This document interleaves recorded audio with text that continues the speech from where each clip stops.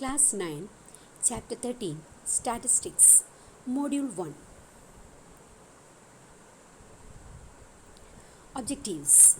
In this module, you will learn about the introduction part of statistics, the collection of data, and the presentation of data. Now listen carefully the introduction. So, we have studied about the statistics. What do you mean by statistics? Some collections of informations. Okay, so listen carefully. Facts or figures collected with a definite purpose are called data. Statistics is the area of study dealing with the presentation, analysis, and interpretation of data. Now the next one, what? The collection of data. There are two types of data. First one is primary data. When the information was collected by the investigator herself or himself with a definite objective in her or his mind, the data obtained is called primary data. Okay, the data collected by the investigator itself. That is called what? Primary data. Some examples. Height of 30 students of your class and marks of 20 students of your class itself. So you can directly ask to your friends. Okay. Now the second one is secondary data. When the information was gathered from a source which already had the information stored, the data obtained is called the secondary data. Example, number of absentees in each day in your classroom for a month. So we can collect it from where? The register. Okay. The next, height of 10 plants in or around your school. So that data is collected by any other sources. So you can ask to the source about it. Okay.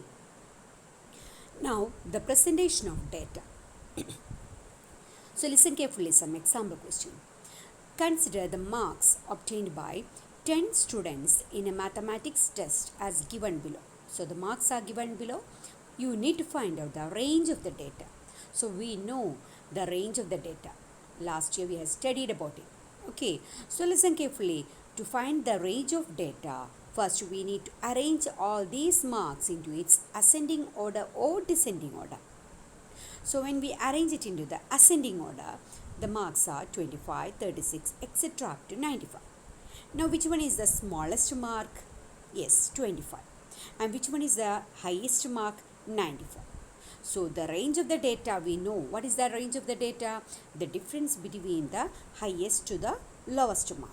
So what is 95 minus 25 is equal to 70. Now the next one, example 2. Consider the marks obtained out of 100 marks by 30 students of class 9. So the marks are given here. Make a frequency distribution table for the data. So listen carefully, some marks are given. Which are the marks? 10, 20, 36, etc. are they. So listen carefully. So we need to do a frequency distribution table for it.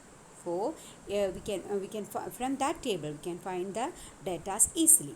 Okay, so listen carefully here. Which one is the smallest mark? 10. So how many students scored 10 marks? Only one. So we can arrange it in this way. So the number of students who have obtained a certain number of marks is called the frequency. So in this case, the mark 10 obtained by only one student. So the frequency of a 10 mark is what? 1. Same as here the 4 students got 70 marks. So the frequency of 70 marks is what? 4.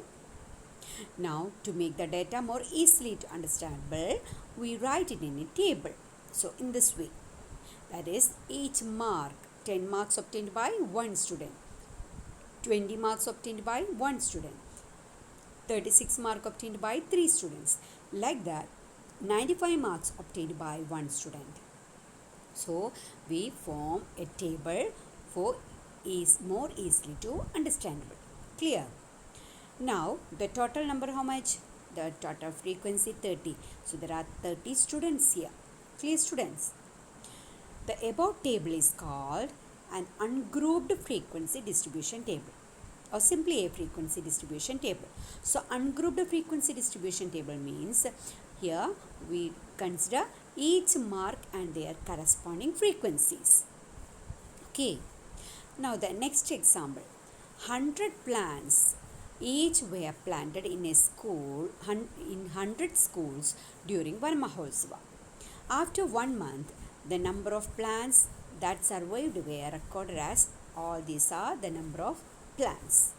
So total how much here? 100 is there. So to write it in a table, it is too difficult. Okay, so make a grouped frequency distribution table for this data, taking the class size or class width 10, and one of the class interval is given 20 to 29. So all the questions first class interval is given. So it is easy to understand, find out the class intervals. Now the class width or the class size is given what? 10. So the class size means what? When we subtract what is 29 minus 20 is equal to what? Total 10 are there. So that is the class width. Now we can arrange it in this way. So listen carefully the table. 20 to 29. So tally marks are not important for you. So for easy way, you can mark the tally marks also. So avoid that tally marks. Directly you can. So first class interval what? 20 to 29. In this 20 to 29, the number of plants from 20 up to 29 we can include. So select from this above informations, above datas, the plants from 20 up to 29 are there. How many are here? 3 are there. Next, the 30 to 39.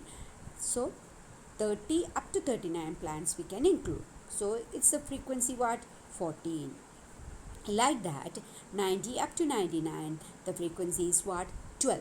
So from the above informations, we need to form a table. So when we arrange the table, it is a grouped frequency distribution table. How we arrange it in a grouped frequency distribution table? With a class size 10 and the first class interval as 20 to 29. Okay, now here the smallest one is what? 20 and the largest one is what? 98 is there. So we can start from 20 up to what? Here 20 to 29 up to 90 to 99. Listen carefully here. 20 to 29, 30 to 39 are the classes or class intervals. These are called what? Classes or class intervals. And their size is called what? Class size or class width. Okay.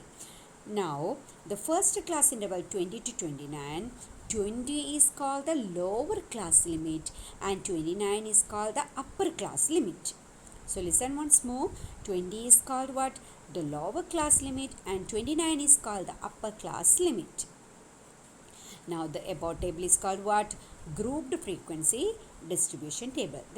Above the other question, before the question, this one question is there, that is ungrouped frequency distribution table. Okay, now this one is what? Grouped frequency distribution table. Okay, now the next one, let us now consider the following frequency distribution table, which gives the weights of 38 students of a class. So weights in kilogram, the grouped frequency distribution is given, and corresponding frequencies, that is number of students, are also given, that is 31 to 35 9, 36 to 45 etc. there up to what? 71 to 75.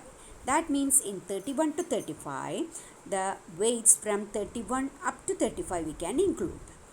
Now listen carefully the question. If two new students of weights 35.5 kg and 40.5 kg are admitted in this class, construct a new frequency distribution table. So listen carefully. Here 31 to 35 we can include 31 from 31 to 8 up to 35 we can include. Second what? 36 to 40 we can include what? From 36 up to 40 we can include. But here what? 35.5 kg and also 40.5 kg are there. So listen carefully to include it. The given type of table is not a continuous class. Okay, so the given type of table is what? Ungrouped frequency distribution, and it is not continuous. So we need to change that into continuous. So the method is, the above table is not continuous. So consider the classes 31 to 35 and 36 to 40. The lower limit of 36 to 40 is which one? 36. The upper limit of 31 to 35 is what? 35. Now what is the difference between them? 36 minus 35 is equal to 1. Now we need to take half of it. The half of the difference, 1 by 2, which is equal to 0.5. Now the next method is, from each classes, from the lower limit we need to subtract 0.5, and from the upper limit we need to add what? 0.5. So first one 31 minus 0.05, and next one 35 plus 0.05. Then we get what? The new class interval as 30.5 to 35.5. Similarly, the new classes formed are 36 to 40. 36 minus 0.5, comma, the next one what? 40 plus 0.5. Subtract 0.5 from the lower limit and add 0.5 to the upper limit. That is 35.5 to 40.5. Similarly, we can form the other one as 30.5 to 35.5, then 35.5 to 40.5, then 40.5 to 45.5, etc. The last one is 70.5 to 75.5. Now listen carefully. In the first class interval 30.5 to 35.5, we can include the weights from 30.5 up to 35.4. So the first class interval 30.5 to 35.5, we can include the weights from 30.5 to 35.4. Then the second class interval 35.5 to 40.5, we can include the weights from 35.5 to up to which one? 40.4. The next one 40.5 to 45.5, we can include the weights from 40.5 to 45.4. Okay, so we can form the table in this way. Then the frequency is what? Changed. So the first one is 9 itself. Second one, instead of 5 it become what? 6. Then third one what? Instead of 14 it become 15. So 2 students we include it here. Okay, now these are the examples. So the different type of tables are there. First one is what? Ungrouped frequency distribution table. We discussed about it. Then second one is what? Grouped frequency distribution. It is not continuous, which is not continuous. The third one is what? Grouped frequency distribution, which is continuous. Clear, students? Now the problems are very simple. So the relative humidity in percentage of a certain city for a month of 30 days was as follows. So the humidity is given. Construct a grouped frequency distribution table with the classes 85, 84 to 86, 86 to 88, etc. Which month or season do you think this data is about? So what is the range of this data?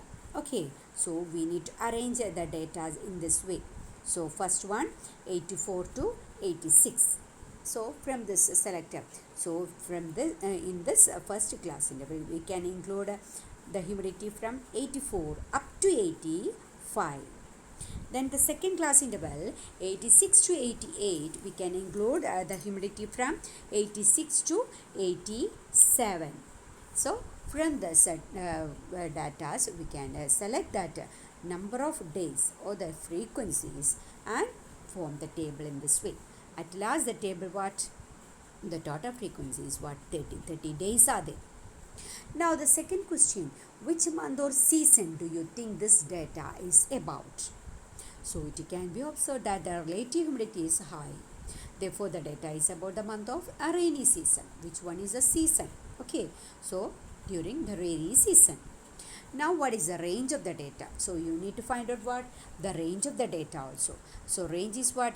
Maximum value minus minimum value. So from that data, so you can find out which one is the maximum data, that is 99.2 and 84.9 is the minimum. So difference is what? 14.3. Now the next last question. The heights of 50 students measured to the nearest centimeters have been found as the follows. The heights are given. Represent the data given above by the grouped frequency distribution table, taking the class intervals as 160 to 165, 165 to 170, etc. So continuous class are very important. Okay, so if class is not continuous, we know how to change that into continuous. Subtract 0.5 from the lower limit and add 0.5 to the upper limit. Okay. Now first we arrange the data in this way. So tally marks are not important for you. Now what can you conclude about their heights from the table? So what is the conclusion? The conclusion that we can draw from the above table is that 35 students out of 50 students are shorter than 165 centimeter. So listen carefully how we get this 35 students. 160 up to 165, 14. 155 up to 160, what, 9. 150 up to 155, what, 12. Okay, so shorter than 165 centimeter is given. So you need to add all the frequencies from 12 up to 14. So 12 plus 9 plus 14 is equal to what? 35. Okay, so the 35 students out of 50 students are shorter than 165 centimeter. Clear, students? Okay, thank you.